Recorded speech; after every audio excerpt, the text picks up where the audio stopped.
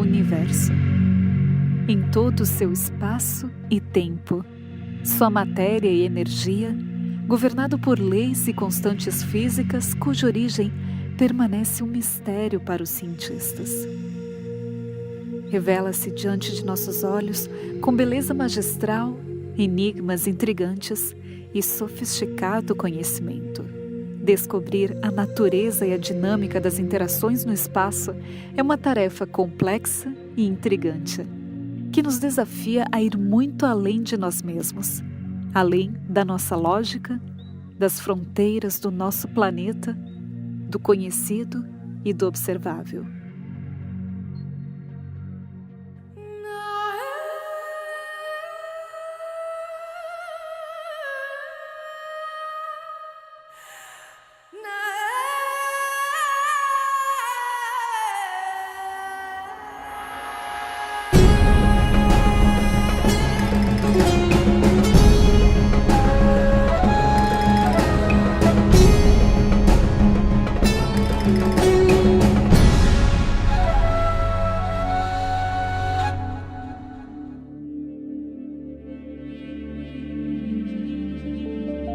O que aconteceria se pudéssemos viajar na velocidade da luz? Esta foi a pergunta que fez um jovem de 17 anos, Albert Einstein, que em 1905 realizou um dos avanços científicos mais importantes da história, mudando para sempre a nossa maneira de conceber o espaço, a energia e o tempo, todos matérias-primas do universo. Com a teoria da relatividade especial, a humanidade entendeu que o que até então havia tomado como uma constante, o tempo, na realidade, era uma variável. Não apenas ele, mas também o espaço, e ambos dependiam em uma nova conjunção espaço-tempo da velocidade. Assim, ao enfrentarmos o imensurável macrocosmo, já não existe tempo sem espaço, nem espaço sem tempo. Na teoria da relatividade de Einstein, ele estipulou que a velocidade limite no universo é a velocidade da luz no vácuo. Nada viaja mais rápido que a velocidade da luz, aproximadamente 300 mil km por segundo. Ou seja, essa luz que nós estamos vendo dessas galáxias, desse ponto escuro do céu, ela viajou até nós nesta velocidade. Quando você pega essa velocidade e compara com o desvio para o vermelho dessa luz que ela sofreu por conta da distância e do deslocamento, você chega a valores de tempo absurdamente grandes. Aí vem os bilhões de anos que se fala da existência do universo. Por que se fala que o universo tem bilhões de anos? Porque a luz mais antiga que nós conseguimos ver tem um desvio para o vermelho limitado pela velocidade da luz, que dá um tempo de tantos bilhões de anos para ele chegar aqui. Na teoria de Einstein, muitas coisas parecem não se encaixar em nossa compreensão lógica. E uma das questões mais intrigantes é o tempo. O que é o tempo no espaço? Pode o tempo, conforme nosso vão entendimento, ser modificado? Poderiam certos eventos ocorrer para além dos limites do tempo? Digamos que nós vamos viajar para a estrela mais próxima da Terra, próxima a Centauri. Ela está a 4,3 anos-luz da Terra. Isso significa que a velocidade da luz, você leva 4,3 anos para chegar lá. A velocidade da luz, 300 mil km por segundo, multiplicado pelo número de segundos que tem num ano, vezes 4,3, você chega à distância que essa estrela está da Terra. Essa é a estrela mais próxima que nós temos. Se você viajar à velocidade da luz até a próxima Centauro, por exemplo, digamos que você consiga chegar a uma velocidade de 99,9%. Coisas muito estranhas vão acontecer. Você levará, se não chegou a 100%, né? Digamos que você leve, vou chutar alguns números, digamos que você leve 5, 6 anos. Quando você conseguir voltar à Terra 10 anos depois, para você, na Terra terá passado algumas centenas ou talvez milhares de anos, por algo previsto na teoria da relatividade de Einstein. O tempo é relativo. Quando você está longe da matéria ou uma grande velocidade, o tempo passa diferente para você do que para a pessoa que ficou na Terra. Os astronautas que viajam no antigo ano espacial, na estação espacial, sofrem esse efeito.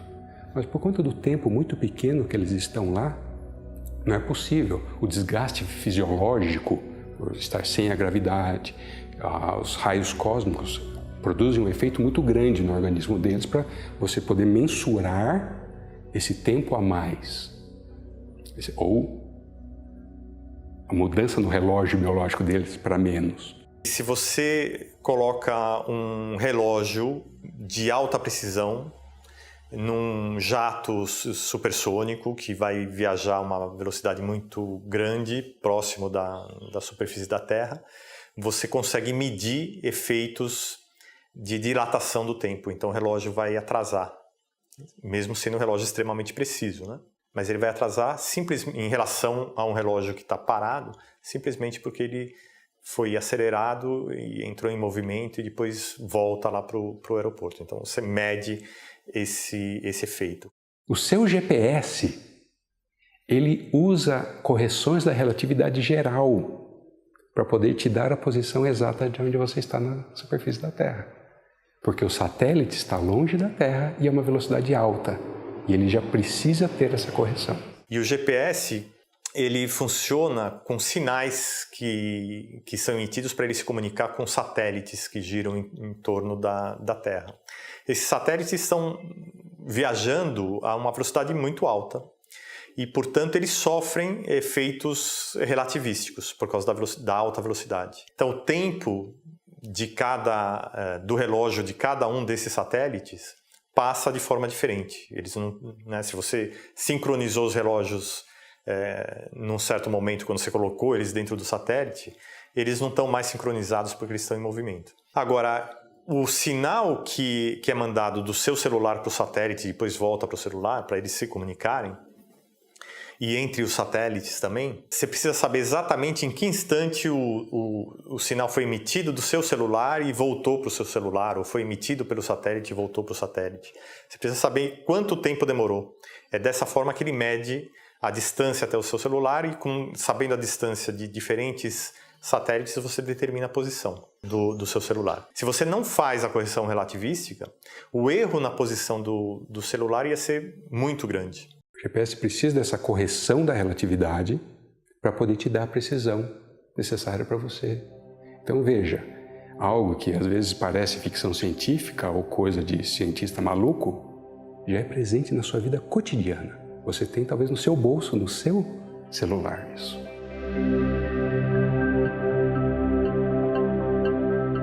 Uma das 4 forças fundamentais do universo é a gravidade, que até o século XX era compreendida pela perspectiva de Galileu e Newton de que os corpos celestes exerciam uma força invisível que provocava uma atração entre eles.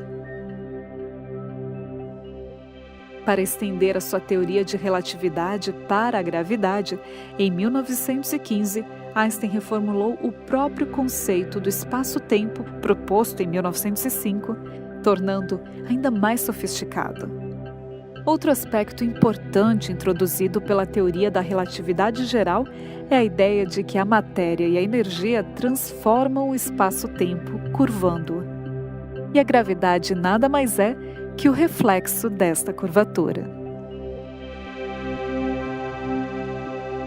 A humanidade tem se beneficiado muito do estudo da geometria. Um dos grandes contribuidores da antiguidade para organizar o que se sabia sobre geometria foi Euclides. E ele tentou resumir toda a geometria a 5 postulados.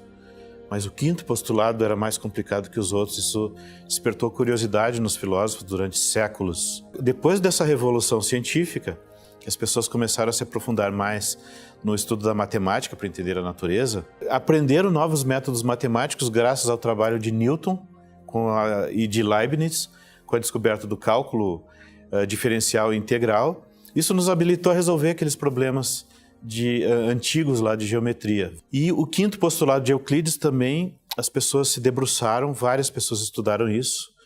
Uma delas foi Gauss, um dos maiores matemáticos de todos os tempos. E eles descobriram que o quinto postulado ele é diferente dos outros. Ele poderia ser retirado do grupo, do conjunto de postulados. Nós ainda teríamos geometria, mas uma geometria muito mais ampla, que permite muitas outras possibilidades, inclusive espaços curvos. Gauss estudou essas coisas. Teve um aluno dele também, orientando, que resolveu achar uma forma matemática mais elegante, mais concisa de descrever essas coisas, esses tipos de espaços que estavam vindo à tona. Esse aluno foi Riemann. O Riemann desenvolveu os conceitos matemáticos básicos para a gente lidar axiomaticamente e praticamente com esses espaços. Com isso, no século seguinte, Albert Einstein, mas não só ele, também Hilbert, por exemplo, usando esses instrumentos matemáticos, eles viram que podiam aplicar isso para o universo. Isso é relatividade geral. A geometria não é mais uma geometria euclidiana, mas uma geometria de Riemann, que já existia essa proposta de geometria do espaço curvo, que é para explicar, por exemplo, a geometria da superfície de uma bola, de uma esfera, em que um triângulo, a soma dos ângulos internos de um triângulo na geometria euclidiana é 180. Quando você desenha esse triângulo na superfície de uma esfera, a soma dos ângulos não é mais 180. Então, a geometria é diferente. É a geometria de espaços curvos. Os matemáticos já tinham formulado isso. Einstein usa isso para generalizar a teoria da relatividade. E aí ele percebe que pode aplicar isso para explicar a gravitação. So Einstein described gravity as being the curvature of space-time. He said that massive objects create curvature in space, they create a dimple in space, and that other objects react to that curvature as if they felt a force of attraction. Então, para Einstein, não existe nenhuma força inerente aos corpos celestes que provoque atração entre eles.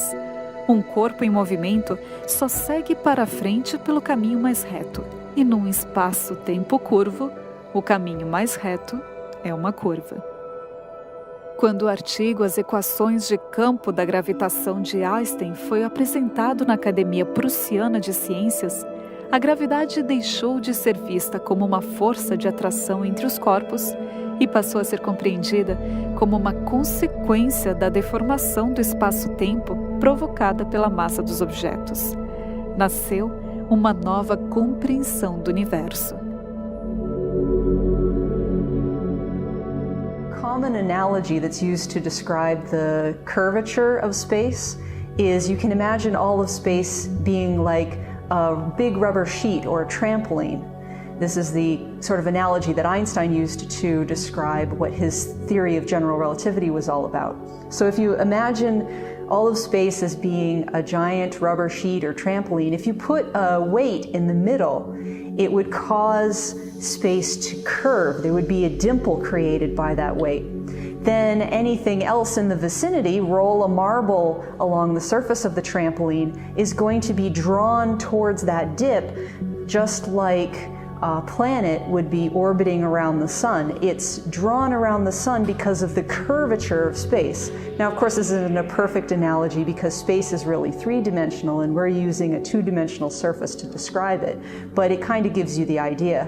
A presença da matéria, de acordo com a cosmologia de Einstein, deforma o espaço-tempo e faz com que a trajetória das partículas mude em direção a esse centro gravitacional. Isso explicaria toda a gravitação e realmente explica vários fenômenos, inclusive as ondas gravitacionais que foram recentemente observadas. So if this object that's causing the curvature, if that object were to change, then the curvature would also change. But another thing that Einstein said is nothing can happen faster than the speed of light, so that change in the curvature propagates outward in a wave, just like the ripples on a pond.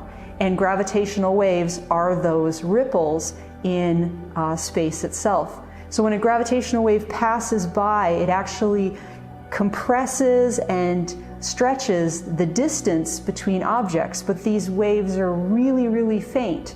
And the strongest gravitational waves that we think arrive at Earth and that were measured recently by the LIGO detectors changed the distance along the detector's arms, and these detectors have arms that are 4 kilometers long, by 1/10,000th the diameter of a proton. So these gravitational waves are very, very weak, which is why we don't experience them in everyday life.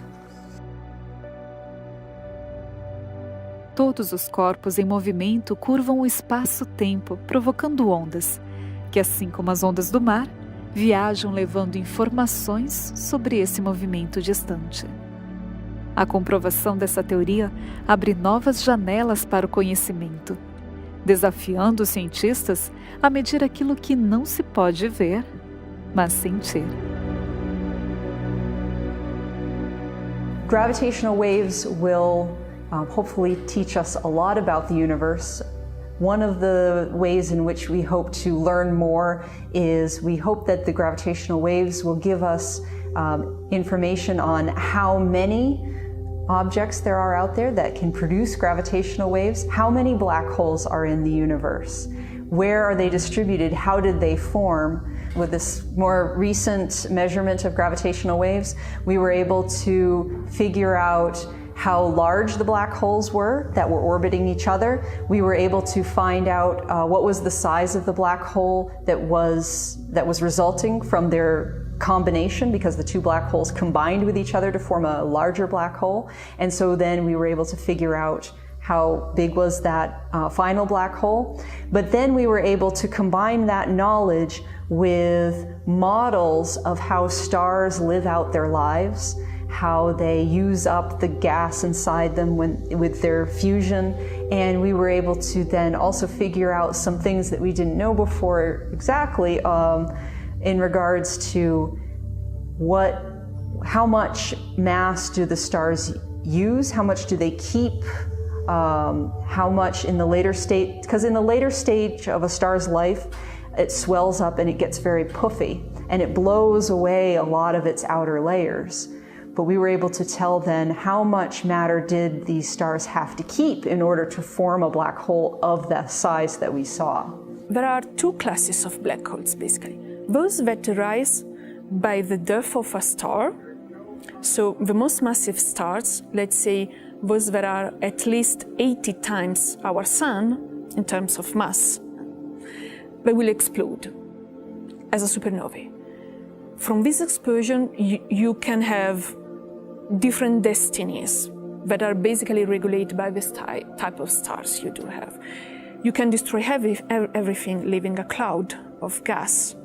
You can create a neutron star, a pulsar, what is called a pulsar, or you can create a star mass black hole. And there are several spread in our galaxy. Then there is a completely different class, which are supermassive black holes. Supermassive black holes have a mass that goes from 100,000 solar massive to 10 billion solar masses. These are monsters. These monsters are located in the center of the galaxies. So, for example, our galaxy has its own monster, which is about 3 million solar masses. Now, what is fascinating about supermassive black holes is that sometimes they get active, they want to grow, they are greedy, they want to eat a lot, and they start to accrete mass from their surroundings. And this process, this accretion process, you have to manage huge amount of gas that at 1/3 of speed of light fall into the black hole. This gas has a lot of friction, and friction produce heat the gas and produce light. So we can see this light, so-called active galactic nuclei. Normally we know black holes are there because we see things around the black holes. We see matter falling into the black holes, or we see stars that are orbiting around the black hole, and we know that something really big and really dense is where the stars are. But this is the first time that we've seen something from the black holes themselves. So this is the first time we directly measured black holes, or the effects that black holes have. And it told us something we didn't know about black holes before, in that we think that most of the black holes in the universe are created by the deaths of very massive stars. But it was believed before this discovery that most of these black holes would be just a few times the mass of the sun. But the black holes that we observed were around 30 times the mass of the sun. And this is really exciting because it tells us something about these massive stars and how big the black holes are that they can produce. Num buraco negro, a força gravitacional é tão grande que nem a luz consegue sair. Então, ela fica restrita num certo volume, que é chamado horizonte de eventos. Qualquer objeto que ultrapasse esse horizonte de eventos, se aproxime do buraco negro a uma distância menor do que o raio desse horizonte de eventos, ele é capturado por esse buraco negro e não sai mais. Depois se observou que existe um tipo de radiação que é chamada radiação de Hawking, porque foi Stephen Hawking quem descobriu isso, essa possibilidade, e depois foi observado experimentalmente, que o buraco negro na verdade emite radiação através de processos que ocorrem na superfície desse horizonte de eventos. Então tem processos lá que produzem partículas, e essas partículas elas não entram no buraco negro, mas vão na direção oposta. E é possível então observar essa radiação.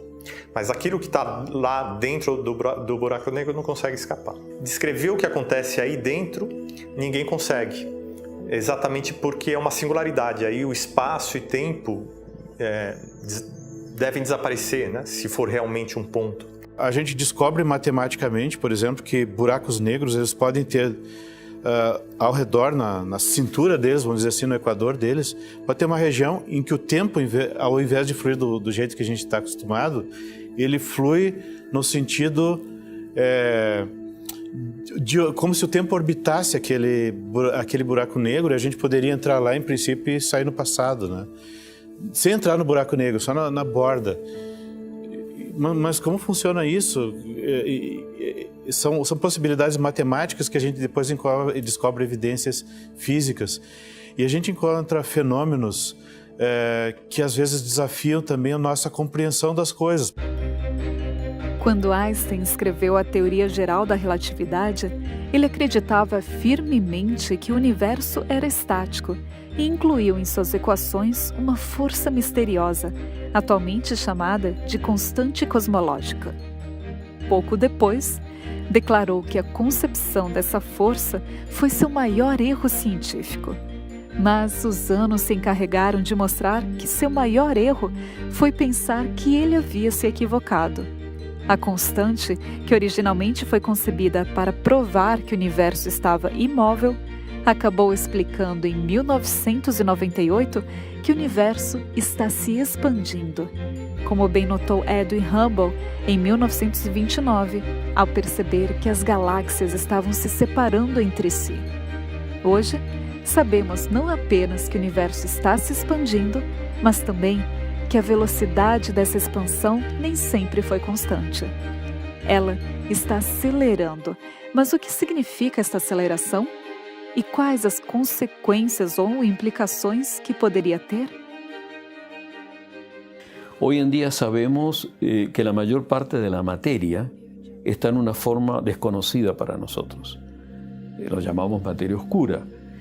No está en nuestros laboratorios, no lo vemos en nuestros laboratorios, lo vemos porque podemos mirar hacia afuera y medir cosas como los movimientos de los objetos, la atracción entre ellos. Y ahora sabemos que hay materia que no entendemos, que se llama materia oscura, y que es mucho más que la materia normal que conocemos. También sabemos que el universo se está expandiendo en forma acelerada, y cuando hay aceleraciones hay una fuerza. Y esa fuerza tiene una cantidad de energía que es la mayor parte de la energía del universo, pero no sabemos lo que es.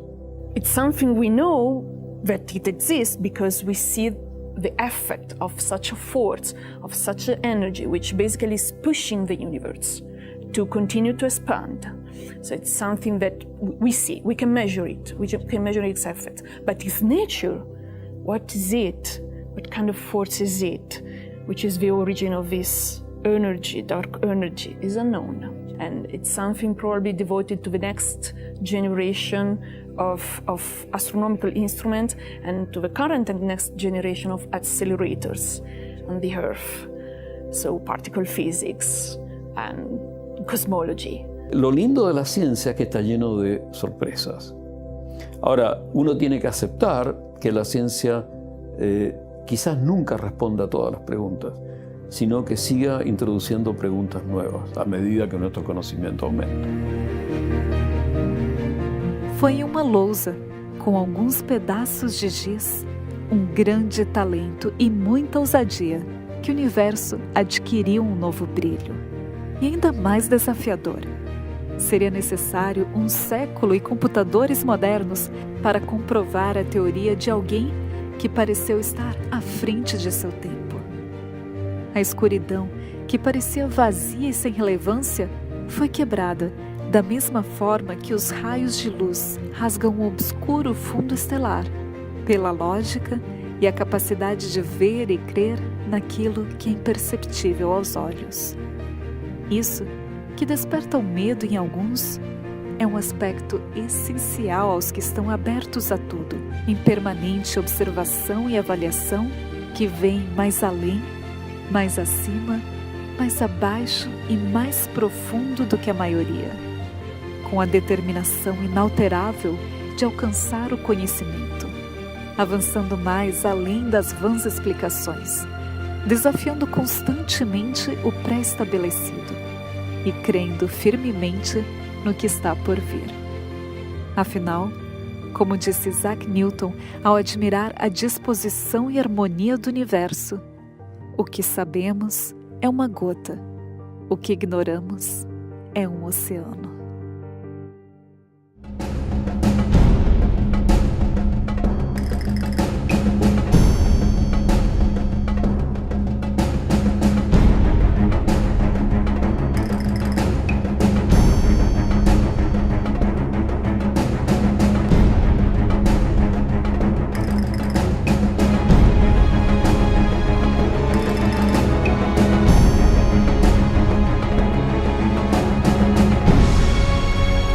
Da relatividade, ele acreditava firmemente que o universo era estático e incluiu em suas equações uma força misteriosa, atualmente chamada de constante cosmológica. Pouco depois, declarou que a concepção dessa força foi seu maior erro científico. Mas os anos se encarregaram de mostrar que seu maior erro foi pensar que ele havia se equivocado. A constante, que originalmente foi concebida para provar que o universo estava imóvel, acabou explicando em 1998 que o universo está se expandindo, como bem notou Edwin Hubble em 1929, ao perceber que as galáxias estavam se separando entre si. Hoje, sabemos não apenas que o universo está se expandindo, mas também que a velocidade dessa expansão nem sempre foi constante. Ela está acelerando, mas o que significa esta aceleração? E quais as consequências ou implicações que poderia ter? Hoy en día sabemos que la mayor parte de la materia está en una forma desconocida para nosotros. Lo llamamos materia oscura. No está en nuestros laboratorios, no lo vemos en nuestros laboratorios, lo vemos porque podemos mirar hacia afuera y medir cosas como los movimientos de los objetos, la atracción entre ellos, y ahora sabemos que hay materia que no entendemos, que se llama materia oscura, y que es mucho más que la materia normal que conocemos. También sabemos que el universo se está expandiendo en forma acelerada y cuando hay aceleraciones hay una fuerza. Y esa fuerza tiene una cantidad de energía que es la mayor parte de la energía del universo, pero no sabemos lo que es.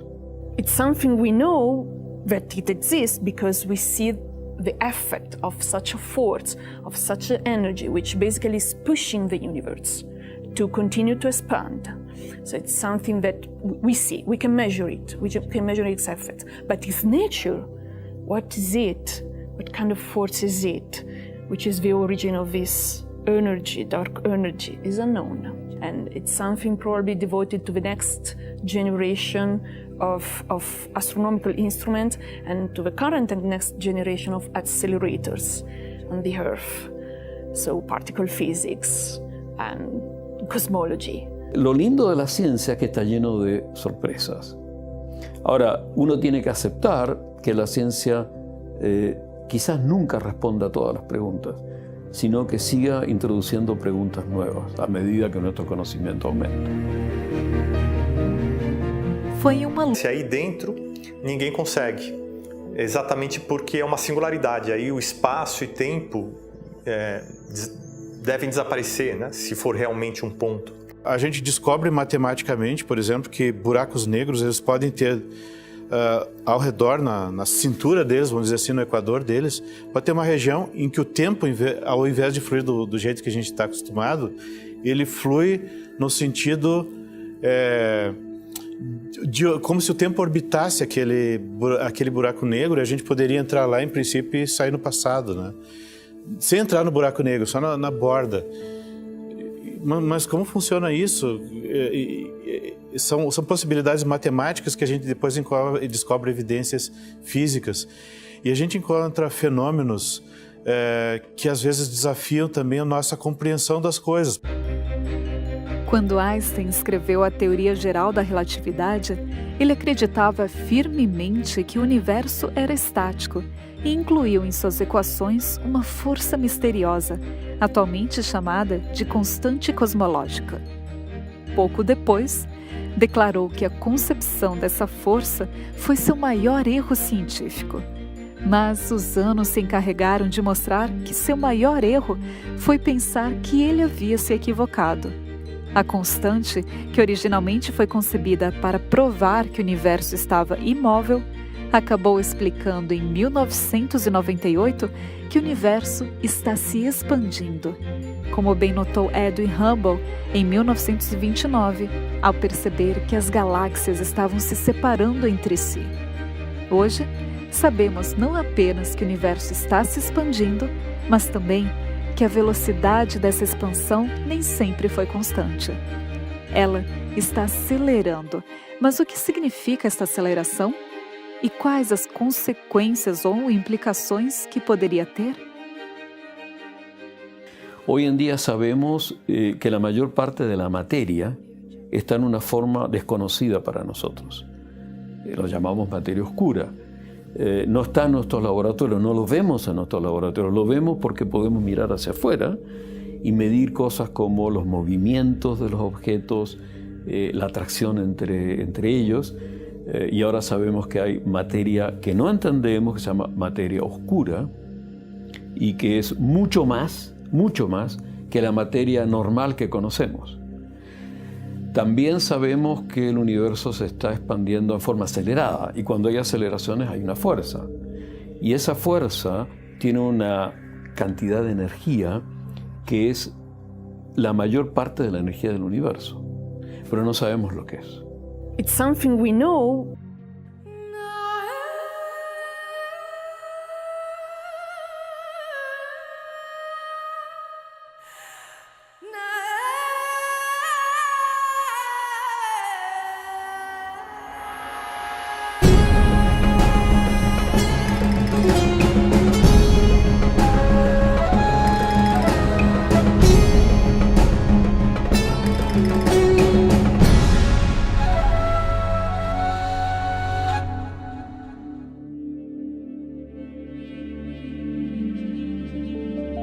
O que aconteceria se pudéssemos viajar na velocidade da luz?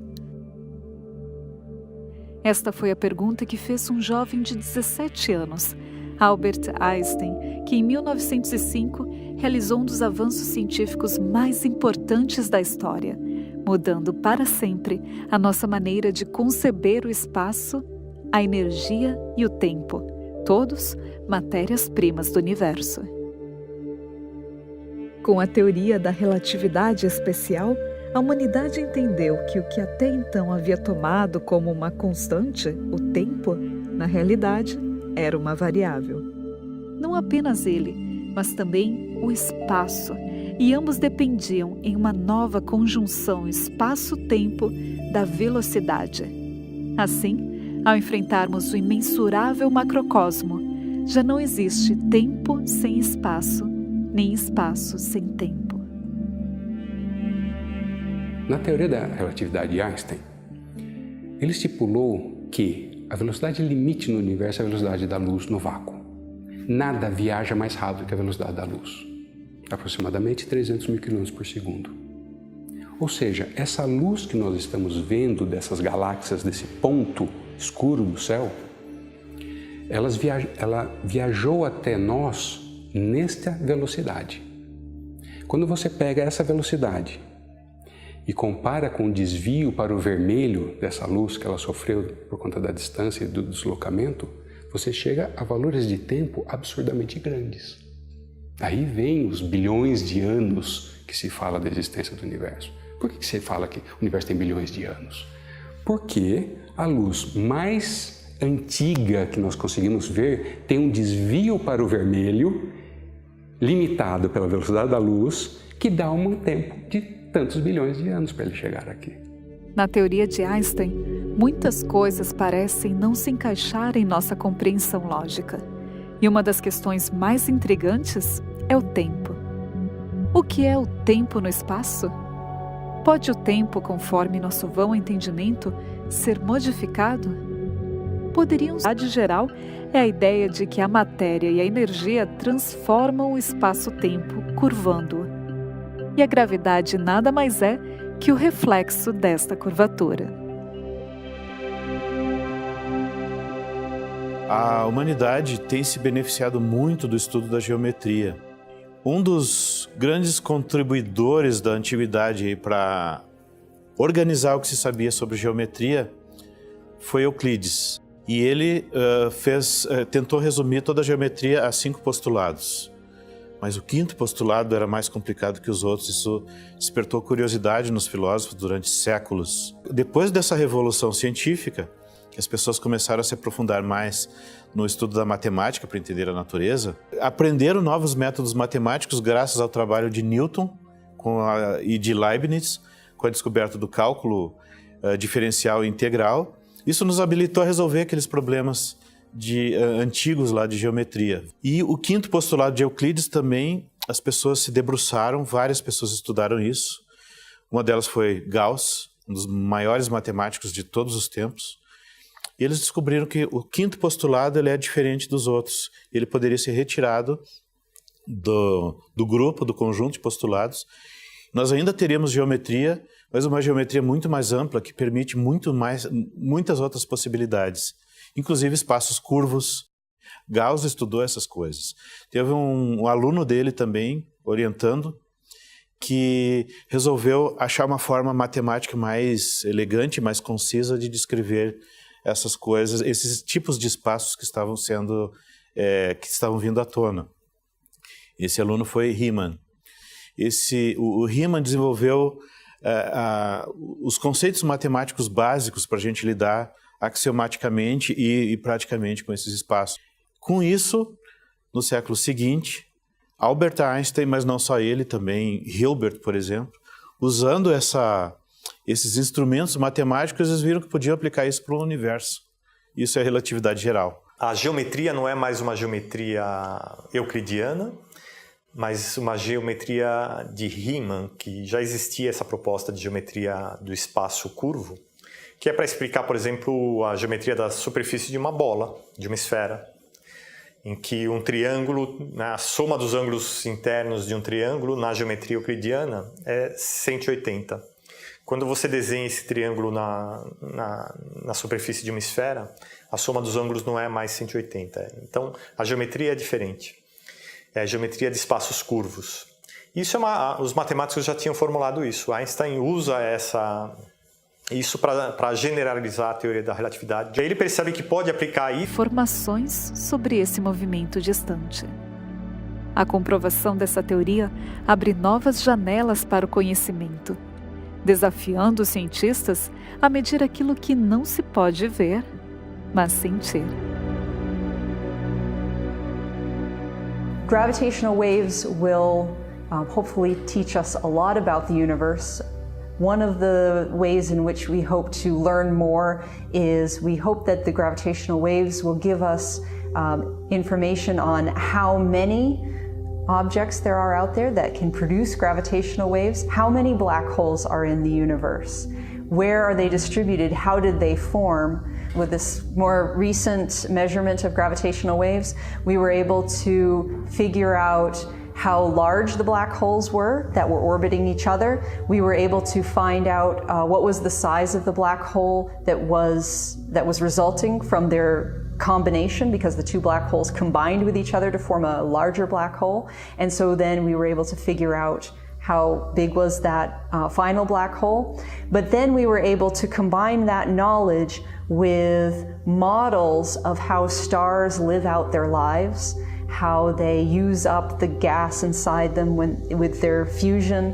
And we were able to then also figure out some things that we didn't know before exactly in regards to how much mass do the stars use, how much do they keep, how much in the later state, because in the later stage of a star's life, it swells up and it gets very puffy and it blows away a lot of its outer layers. But we were able to tell then how much matter did these stars have to keep in order to form a black hole of the size that we saw. There are two classes of black holes, basically. Those that arise by the death of a star. So the most massive stars, let's say those that are at least 80 times our sun in terms of mass, they will explode as a supernovae. From this explosion, you can have different destinies that are basically regulated by this type of stars you do have. You can destroy everything, leaving a cloud of gas. You can create a neutron star, a pulsar, what is called a pulsar, or you can create a star mass black hole. And there are several spread in our galaxy. Then there is a completely different class, which are supermassive black holes. Supermassive black holes have a mass that goes from 100,000 solar massive to 10 billion. Resolveu achar uma forma matemática mais elegante, mais concisa de descrever essas coisas, esses tipos de espaços que estavam vindo à tona. Esse aluno foi Riemann.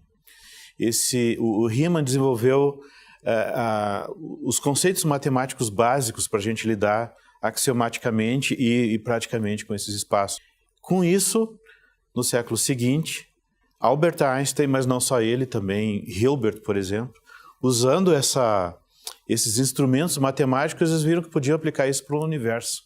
Isso é relatividade geral. A geometria não é mais uma geometria euclidiana, mas uma geometria de Riemann, que já existia essa proposta de geometria do espaço curvo, que é para explicar, por exemplo, a geometria da superfície de uma bola, de uma esfera, em que um triângulo, a soma dos ângulos internos de um triângulo na geometria euclidiana é 180. Quando você desenha esse triângulo na superfície de uma esfera, a soma dos ângulos não é mais 180. Então, a geometria é diferente. É a geometria de espaços curvos. Isso os matemáticos já tinham formulado isso. Einstein usa isso para generalizar a teoria da relatividade. Aí ele percebe que pode aplicar isso para explicar a gravitação.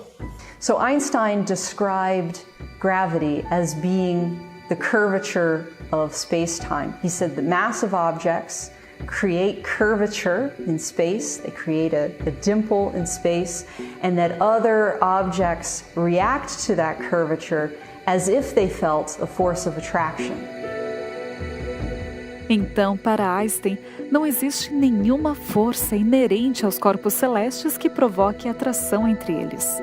Um corpo em movimento só segue para frente pelo caminho mais reto, e num espaço-tempo curvo, o caminho mais reto é uma curva. Quando o artigo As Equações de Campo da Gravitação de Einstein foi apresentado na Academia Prussiana de Ciências, a gravidade deixou de ser vista como uma força de atração entre os corpos e passou a ser compreendida como uma consequência da deformação do espaço-tempo provocada pela massa dos objetos. Nasceu uma nova compreensão do universo. Common analogy that's used to describe the curvature of space is you can imagine all of space being like a big rubber sheet or a trampoline. This is the sort of analogy that Einstein used to describe what his theory of general relativity was all about. So if you imagine all of space as being a giant rubber sheet or trampoline, if you put a weight in the middle, it would be just a few times the mass of the sun, but the black holes that we observed were around 30 times the mass of the sun. And this is really exciting because it tells us something about these massive stars and how big the black holes are that they can produce. Num buraco negro, a força gravitacional é tão grande que nem a luz consegue sair. Então, ela fica restrita num certo volume, que é chamado horizonte de eventos. Qualquer objeto que ultrapasse esse horizonte de eventos, se aproxime do buraco negro a uma distância menor do que o raio desse horizonte de eventos, ele é capturado por esse buraco negro e não sai mais. Depois se observou que existe um tipo de radiação que é chamada radiação de Hawking, porque foi Stephen Hawking quem descobriu essa possibilidade, e depois foi observado experimentalmente, que o buraco negro na verdade emite radiação através de processos que ocorrem na superfície desse horizonte de eventos. Então tem processos lá que produzem partículas, e essas partículas elas não entram no buraco negro, mas vão na direção oposta. E é possível então observar essa radiação. Mas aquilo que está lá dentro do buraco negro não consegue escapar. Descrever o que acontece aí dentro, ninguém consegue. Exatamente porque é uma singularidade. Aí o espaço e tempo devem desaparecer, né? Se for realmente um ponto.